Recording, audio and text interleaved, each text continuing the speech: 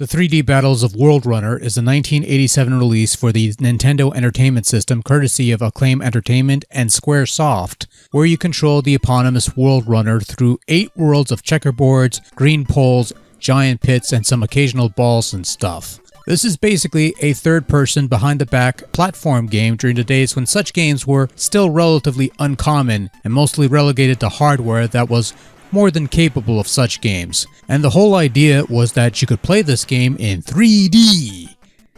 Full disclosure, we will not be playing this in 3D.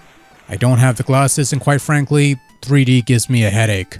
So the goal of the 3D Battles of Worldrunner is quite simple. Run across the playfield, avoiding hazards and keeping out of bottomless pits until you reach the end boss of each world, typically a bouncing worm of some kind that you'll have to fight in a similar fashion to the Sega classic Space Harrier. The only time you're not running since you'll be flying for some reason. Each world is divided into 3 or 4 areas, each area acting as a checkpoint that you restart from whenever you die, as well as the point where your time limit is restored. Yes, this game has a time limit, and failure to reach the next area before time expires will cost you a life. Of course, a collision with most things is all it takes to kill you, as well as falling into pits, but bumping into these solid poles typically yields power-ups, a potion that will grant you an extra hit of protection, a blaster to fend off against enemies, invincibility gimmicks that will grant you temporary invincibility, and for a bit of a curveball, let's toss in a poison mushroom that kills you instantly.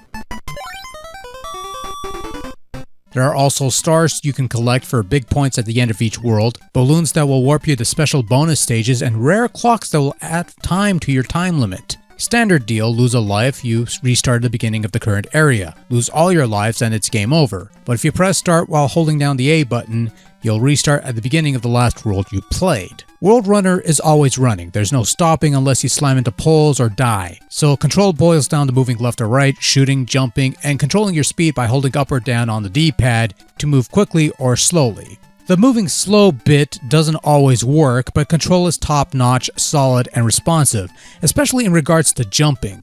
Jumping is probably the most important skill to master in 3D Worldrunner, considering you have the utmost control in velocity, height, and especially positioning.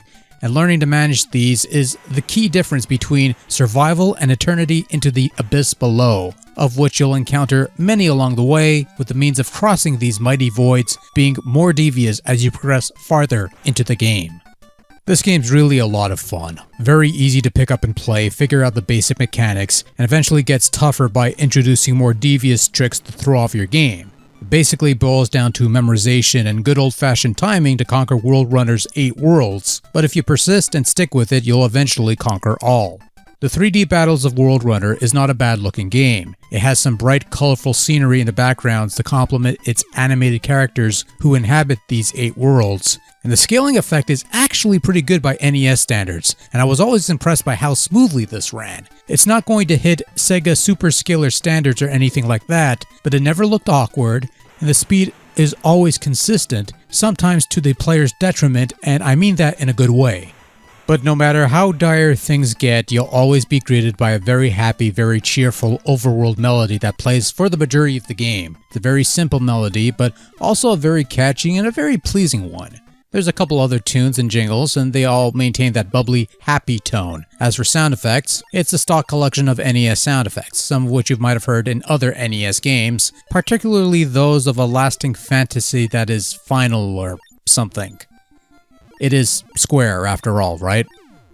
Overall, the 3D Battles of Worldrunner is a fun little platform game, unique for the time and for the console it was unleashed upon. Its very simplistic, very challenging, yet very impressive approach to platforming made this stand out back in the day, and even today remains a great little curiosity on the NES that I wish Square would revive more often than whatever else they're doing these days.